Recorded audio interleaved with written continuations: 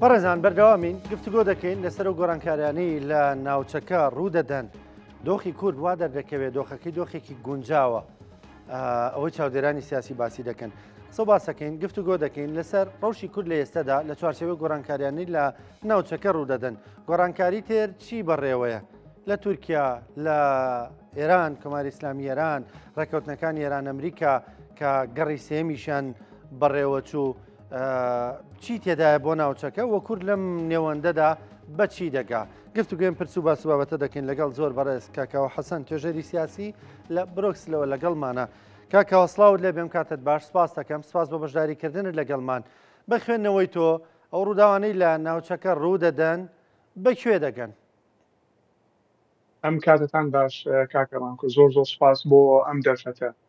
ئەوەی ڕاستی بێفیانە نۆکو جەنابەت ئاماژەت پێەیە، ینی کۆمەڵی گۆڕانکاری زۆر گەورەیە ئەمڕۆ ڕوئەدا لە ناوچەکەیە، هەڵندێکیان گۆڕانکاری زۆر خێران و زۆر ینی زەحمەتیشە بە بەردەوام، ینی هەم وەکو پێشەریش نیە متابعی بەردەوامە هەبێ بۆی بزانی ئایا ڕەهەندەکانی چۆنە بەروکووە ڕات لەبەرەوەی گۆڕانکاریەکان زۆر خێران و زۆر ئاڵۆزیشن. بۆ نمونە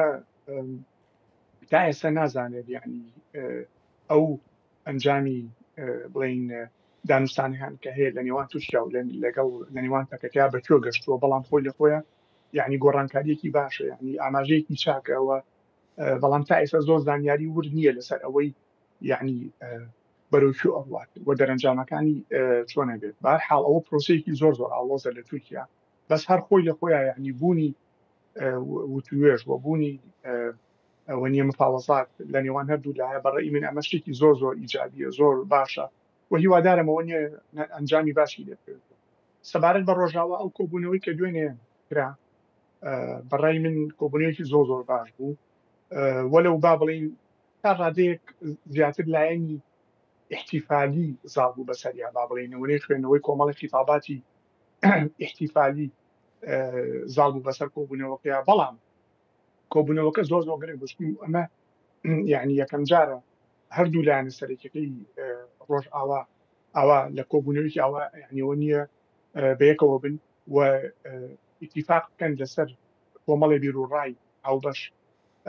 بۆ ئەوەی کەوا چۆن ینی داهاتووی کورد لە سووریا چۆنە بینن و چۆن مامەڵەی لەگەڵا بکرێەوە بە شێوەیە مامەڵە بکرێت لەگەڵ حکمی تازە لە دیمەشق. ئەوەی کە ئەمڕۆ گرنگە دوای ئەو کۆبوونەوەی دوێنێ و دوای ئەوەی ئەو بەیانە مشتەرەکەی کە دەرچوو لەلایەنەوە کاتوانی بە شێوکی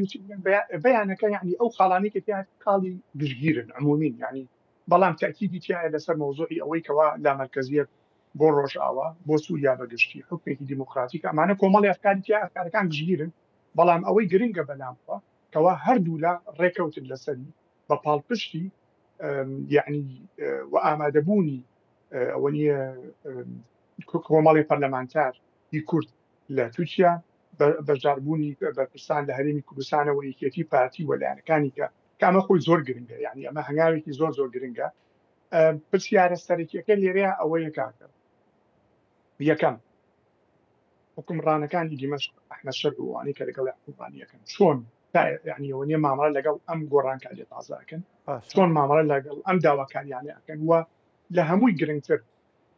ئەم بەیانە چۆن هەوڵ بیدێت تەرجمە بکرێت بەو کۆمەڵی هەنگاوی عەمەلی لەلایەن هەردوولایەن، هەم پەیەدە و هەم ئەنەکەسە بتوانن بە هەنگاوی یەکەم شاندێکی هاوبەش دروست بکەن و ئەو شاندە بە ناوی کوردانی ڕۆژئاواوە لەگەڵ دیمەشق دانوستان بکەن. سەنگی مەحەک ئەمەیە، ئەبێت چاوەڕۆکە بزانین ئایا ئەتوانین فعلەن بە یارمەتی و شاری لایەنەکانی بکەن، ئایا ئەتوانین تەرجمە بکەن بۆ کۆمەڵی هەنگاوی عەمەلی ئەوەیان جارێ نازانین. باشە، باسی ئەحمەد شەرعت کرد. ئایا بۆ ئەوان جۆرە دانیشتێکی لەم شێوازە جۆرە کۆبوونەوە و کۆنفرانسێکی لەم شێوەیە قبول کراوە یان ئێستا لە دۆخێکدانین قسە لە قبولکردن یا قبول نەکردن بکەن؟ بەنسبەت ئەوانەوە ئەمڕۆ ینی دۆخی ئەحمەد شەرع و حکوومەتەکەی دۆخێکی زۆر بەهێز نییە، بەڵێ ڕۆژ بە دوای ڕۆژ هەندێک زیاتر با بڵین دانکێدانی ئەوە نییە پیا ئەندێت لەسەر ئاچی نێودەوڵەتی و هەرێمایەتی، بەڵام ئەگەر بەگشتی سەیری بکەین هەتاوەکو ئێستا یعنی حکومڕانی تازە لە دیمەشق خۆی نەچەسپاندووە، چ لە ڕووی سەربازیەوە ئەو توانایی نییە، چ لە ڕووی سیاسیەوە شایەتێکی سیاسی ئەو تۆی نییە، توانی بڵێن شایەتی سیاسی نییە ئیلا لەو گروپە پشکۆلەنە بێکاردۆن لەسەر بکەم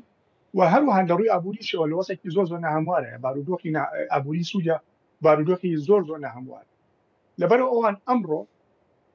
لەوانەیە ئەگەر لیان پرسیت و ئەوە نییە بەڕاستی قسە بکەن بەدڵیان نەبێت یەک خستنی گوتاری کورد یەک هەڵوێستی و یەک گوتاری هینی کورد لە ڕۆژئاوا بێگومان ئەمان پێیان خۆش نییە یعنی ئەوە نیە ئەوە ڕاستیەکە ناتوانین کۆڵی دەکرێت بەڵام ناشتوانن یعنی هیچ هەنگاوێ بدرێن بەرامبەری لەبەرەوە ئەوان تەسەورەکەم لە ئەخیرە بەناچاری قبول یەکەن لە ئەخیرە بەناچاری قبول یەکەن بەڵام پرسیارەکە لەوەیە تۆ ئەمڕۆ بەڕێی من یعنی بەرپرسیارێکی زۆر زۆر گەورە هەیە لەسەر هەردوو لایەنی سەرەکی لە ڕۆژئاوا کەوا بەیەکەوە بەمانای کەلیمە ئەم یعنی با بڵێن کەش و هەوایە ئیجابی کە دوێنێ بینیمان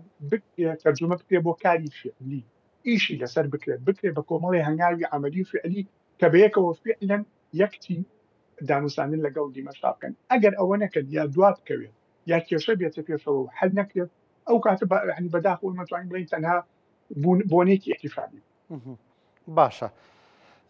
کاکاوە وا دەردەکەوێت کورد لە ئێستەرەوە ینی جارێ خەریکی خۆڕێکسنەوەی خۆیەتی ئەمە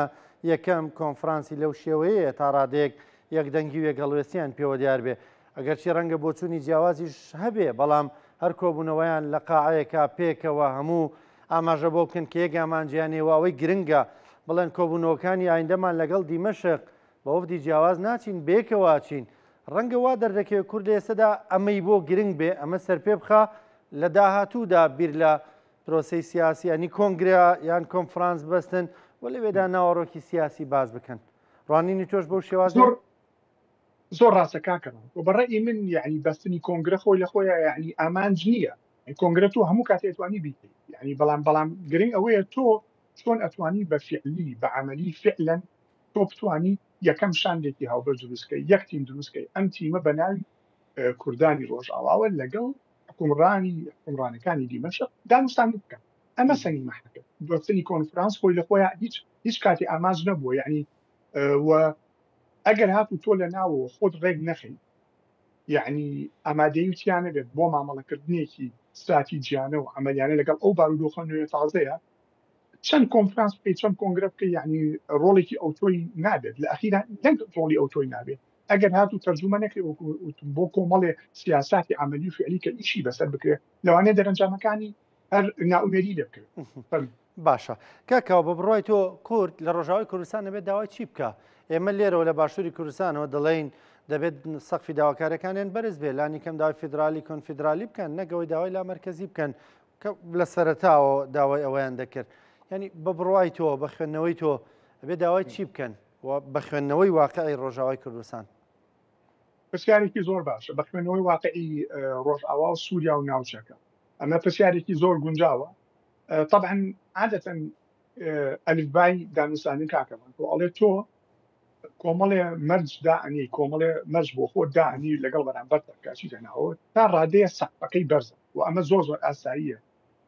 لە دانووساندنا هەم لەسەر ئاستی یاونی نێودوڵەتی وایە یعنی تۆ ناچی بڵێ من یعنی بە حەدی ئەدنان دەستپێکی نە بە حەدی ئەقسا دەستپێکی لەبەرەوە بەڕای من ئەگەر لەو ینی لەم ڕوانگەی سێری بکەین ئەگەر ئەوان لە ئێستا داوای فدرالیزم بکەن بەڵێ لەوانەیە بەدەستێنانی زۆر لە زەحمەت بێت لە سووریا بەڵام ئەکرێت ئەمە یعنی تۆ لەسەر ئەمەم دانووسانی بکەیت بەڵام ئەگەر بە خوێندنەوەیەکی واقعیانە ئەمڕۆ سێری بارودۆخی سووریا بکەین بارودۆخی ناوچەکە یعنی لەوانەیە ئەگەر هاتوو بتوانن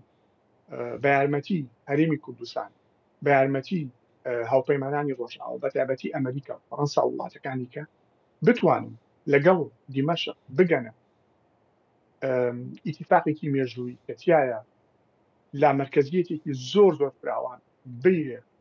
بە ڕۆژئاوا و باکوور و خۆڕەڵاتی ئەوە نییە سووریا کە تایە بەشێکی زۆر لە مافەنەتەوەیەکە کولتوریەکە سیاسیەکە و مافەکانی کە یعنی تەسبیت بکرێت لە دەستورە و پابند بن پێوەی بەڕای من ئەمە دەستکەوتێکی زۆر زۆر گەورەیە بێت زۆر مێژوویە بێت بۆ کوردانی ڕۆژئاوا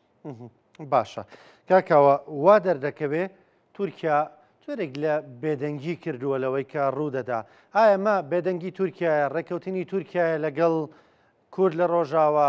یان معادلەکە لە ئاستی تورکیا گەورەترە کە معادلەیەکی نێودەوڵەتیە وەکو دوێنێش دەوترا ئەمریکا و فەڕەنسا ئەمنیەتی کۆنفرانسەکە دەپارێزن پەیوەندی بە چیەوەیە بە ڕوانینی تۆ؟ بێگومان ڕۆڵی ئەمریکا ڕۆڵێکی زۆر کاریگەرە زۆر کاریگەرە بێگومان فەڕەنسا ڕۆڵی هەیە لەم پرۆسەیە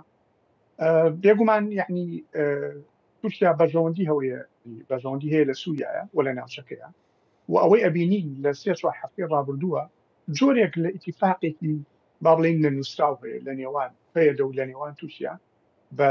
ئەوە نییە بە ڕۆڵێکی زۆر چالاکی ئەمریکاوە و لە پشتیش لەوان تا ڕادێ فەڕەنسا کەوا هێرشەکان وەستاون بۆ سەر بەنداوی تشرین هێرشی ئەو گروپانی کە لەگەڵ تورکیایان گروپە سووریەکان دژی قەسەد وەستاوە و نەگەر ئەوە تەنانەت هەندێک زانیاری هەیەکەوە یعنی ژمارەیەکی کەم لە ئاوارەکانی ئەفرین گەڕاونەتەوە یا لە پرۆسی گەڕانەوەیان بۆ ئەفرین باشە و ئەوانەشی کە هێنراون لە ناوچەکانیکەی سووریاوە لە ساڵانی ڕابردووە بۆ ئەفرین ئەوە نیە بە ژمارەیەکی کەم ئەفرین بەجێیەمن کە بە بۆچوونی من ئەمانە کۆمەڵێک گۆڕانکاری زۆر گەورن زۆر باشن و ئەبێ هەوڵ بیرێت ئەم گۆڕانکاریانە تەسبیل بکرێت ئیشی لەسەر بکرێت و یعنی لێرەیە ڕۆڵی ئەمریکا چارە یعنی بڕیان دەرە بەڕێی من یعنی ئەگەر هاتو ئەمریکا بە شێوەیەکی هێمن و لەسەرخواانە ئەو یعنی با بڵێن ئەو وەساتەیە نەکردایە ئەوە نییە نێوەندگیریە لە نێوان قەسەد و لە نێوان تورکیایە ئێمە یعنی ئەم کۆمەڵە ینی با بڵێن ئەم وەستاندنی کاتی شەقی لێ نەکەوتەوە لەبەرەوە ئەمەش یعنی گۆڕانکاریکی هەتا بڵێن بەڕاستی ئیجابیە هیوادارم بەردەوام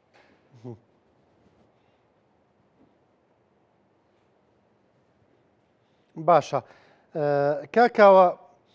ئەو گۆڕانکاریانەی لە ناوچەکە ڕوودەدەن بە تایبەت گفتوگۆکانی ئێران ئەمریکا بەڕوانینی تۆ هەر بە لە چواردێنی بێگومان پێیوەست و کاریگەریە بێ لەسەر ئێمەش لە ناوچەکە ئایا پێ دوایە بە گفتوگۆ کۆتایی پێدێ یعنی پێ دوایە لەو گفتوگۆیانەیە دەرەنجامێکی دەبێت کە ناگا بە مەسەلەی ئۆپەراسیۆنی سەربازی زەحمەتە پێشبینیت بێت کاکەڵان زۆر زەحمەتە لەبەرەوەی ئەم دانوستانانی نێوان ئەمریکا و ئێران زۆر ئاڵۆزن و کۆمەڵێک فاکتەری گەورە هەیە ئەوە نیە ڕۆڵی هەیە لە بڕیاردان لەسەر داهاتووی ئەم دانوستانان بەڵام ئەوەی تا ئێستا ئەبینێت ئێران ئەیەوێت بە هەر شێوەیە بێت جەنگ ڕوونەدا ئەمە یەک ئەمریکاش ئیدارەی دۆناڵد ترامپ سەرۆک ترامپ بە هیچ شێوەیە جەنگی ناوێت بچێتە جەنگەوە دژی ئێران لەبەرەوەی لە بەرژەوەندی نیە و ناوێت وڵاتانی ناوچەکە سعودیە ئیمارات ئەوانیش بە هیچ شێوەیە نایانەوە جەنگ ڕوو بدات چونکم ئەگەر هاتوو ئەم جەنگە ڕوو بدات لە نێوان ئێران ئەمریکا و لایەکیەوە ئیسرائیل یعنی وەکو جەنگەکانی پێشوو نابێت زۆر یعنی تاویلکاریکی زۆر گەوری لێکەوێتەوە و هاوکێشەکان بە تەواوەتیە گۆڕێت لەبەرەوە یعنی بڕیاردانی جەنگ هەروە بڕیارێکی ئاسان نییە یعنی ئەمە جەنگێکی ئاسایی نییە تۆ بکرێت لەبەرەوە کێ ئەمێنێتەوە کە بەرژەوەندی بێت لە جەنگە تەنها یەکێک ئەمێنێتەوە ئیسرائیلە بەتایبەتی حکومەتەکەی نەتانیاهو کە ئێوە بە هەر شێوەیە بێت ئەمریکا ڕاتکێشێ بۆ جەنگێک کە تایە بە بۆچوونی ئەوان جەنگەکە تایە کۆتایی بە هەموو جەنگەکانی تاهێنێتەوە نییە کە حەسمەکە لەگەڵ ئێرانە کە ئەمەش بە بۆچوونی من ڕاز نییە لەبەرەوەی یعنی بەڵێ ڕاستە ئێران یعنی لە ڕووی سەربازیەوە هاوتای ئەمریکا و ئیسرائیل نییە بەڵام بەو ئاسانیەش نییە کەوا تەسەورەکرێتەوە ئەگەر هاتوو لێی بێت یەکسەر ڕۆژێمەکات و یعنی بۆ هەڵکێشەکان بەو شێوەیە نییە لەبەرەوە بە بۆچوونی من هەوڵێکی زۆر هەیە و ئەمە زانیاریشە هەر تەحلیل نییە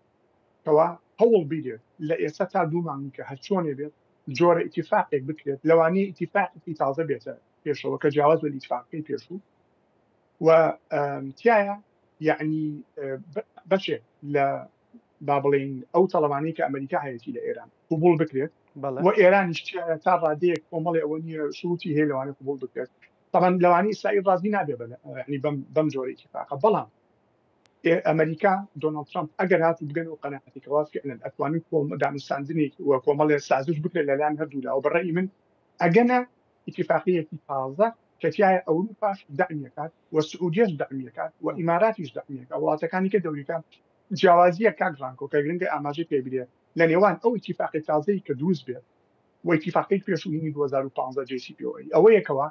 2015 وڵاتانی ناوچەکە سعودیە و وڵاتەکانی کە ڕخنیان لە ئۆباما ئاگرت یانی تۆ پرس بە ئێمە نەکردووە یعنی هیچ ڕۆڵێک بۆ وڵاتانی ناوچەکە دیاری نەکرا بوو نوابوو ئەم جارە جیاواز بەعکسەوە وڵاتانی ناوچەکە یانەوەی ئەو اتفاقیە بکرێت لەبەرەوەی ئەزانن ئەگەر شەڕ ڕووبات ئەو شەڕە کاولکاریەکی گەورە دروستەکان نەکرد بۆ ئێران بەڵام بۆ هەموو ناوچەکە لەبەرەوە بە بۆچوونی من ئەتان زەحمەتە پێشبینی بکرێت بەڵام بە ئەگەرێکی تا ڕادەیە زۆرەوە ئەگەرێک هەیە اتفاقیەکی تازە بکرد لە نێوان ئێران و ئەمریکایەوە بۆ بە شێوەیەکی کاتی ئەم مۆزوعە تا ڕادەیەک بە شێوەی کاتی چارەسەر باشە کاکاو بەڕوانینی تۆ اتفاقیە ئیسرائیل ڕازی دەکات بە تایبەت نەتەنیاهۆ ڕازی دەکات دەبێتە جێگەی ڕەزامەندیە و چونکە ئەگەرە و ڕازی نەبێ بێگومان بەردەوام زۆر جاری ژوتوێت ئەگەر ئەمریکاش نەبێ ئێمە تاگلایەنە هێرش دەکەین بەرنامە ئاتۆمیەکانی ئێران لە ناو دەبین ئایا ڕەزامەندیەوە بەدەستێنێ ئەو اتفاقیە؟ طبعا ئەگەر هات اتفاق بکرێت طبعا ئەمە احتیمال کەسەر ئەوەی یعنی بەندەکانی اتفاقیەکە چۆنە بێ کاک ڕانکۆ وە تا چ ڕادێ پیتاندنی یۆرانیۆم تایە مامەڵەی لەگەڵا ئەمە گرنگە ئەمە پرسیارە گرنگەکەیە لەبەرەوەی ئێمە بێجارێ چاڕوانکەین بەڵام بە هەر شێوەیە هەر جۆنی اتفاقیەک بێت نەتەنیاهۆ پێی خۆش نییە نایەوێت بەڵام لە ئەخیرا ناتوانێت دژی بڕیاری دۆناڵد ترامپ بوەستێتەوە تەنها سەرکردەیەکی سیاسی ئەمڕۆ لە جیهانە بتوانێت فشاری ڕاستەقینە لەسەر ئیسرائیل و نەتەنیاهۆ دروستکات دۆناڵد ترامپ و بەڕێی من ئەگەر هاتی ئیدارەی دۆناڵد ترامپ فعلا بگەن ئەو قەنەعەتەی کەوا ئەم ئیتفاقی تازەیە کۆمەڵێک ئەوە نیە مساوما دەکرێت لەگەڵ ئێران و کۆمەڵی سازشی وەرەگیرە بەڕێی من ئەو کاتە یعنی بەناچاری ئیسرائیل ئەبێ قوبولی کات چون هیچ بەدیلێکی کەی لە بەردەمان نییە بەڵێ ئیسرائیل دەتوانێت بکاتە سەر ئێران بەڵام بە تاقی تەنها ناتوانێت بەردەمە ئەتۆمیەکەی ئێران لە ناوبات یعنی من پسپۆری سەربازی بەڵام ئەوەی ئاگام لێ و ئەوەی بیستومە لە هاوکارەکانم کە لە بواری استراتیژی سەربازیە ئیشەکەن یعنی ئیسرائیل بە تاقی تەنها ناتوانێت ئیش بکات پێویستی بە ئیمکانیاتی ئەمریکی زۆر بەڕێز کاکاوە حەسەن توێژەری سیاسی سپاس دەکەم لە بڕۆکسلەوە لەگەڵمان بووی سپاس بە ڕوونکردنەوەکانە سپاس بە بەشداریکردنت لەگەڵمان